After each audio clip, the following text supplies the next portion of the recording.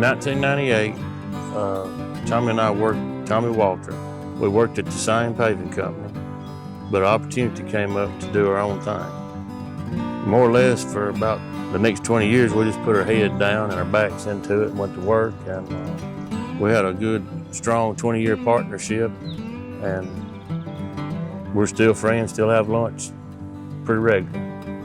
Then we reorganized, and that's when Jake really came on board.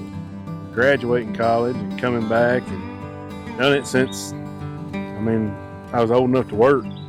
I have pictures of me climbing on rock piles when I was little to looking at our equipment, see what our equipment needs are, and that's a big thing that you got to manage that. Really, when COVID happened and we were sitting around trying to figure out how to work, you can't control who gets sick, but you can control if your machines will run or not.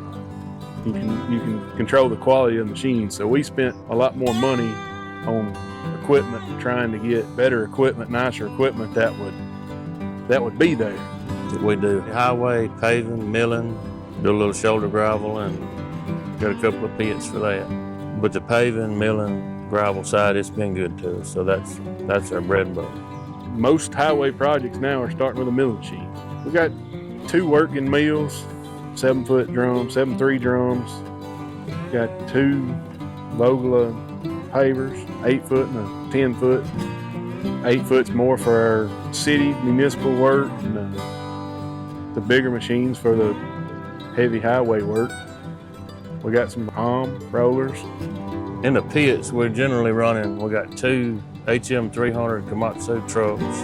We got a 380 loader with scales on it, a 65 and a 51 that we use from time to time for stripping. When you get to your good material, you use the excavators. We've got a 290, a 240, and then you stockpile the good material either to process in the plant or for shoulder use.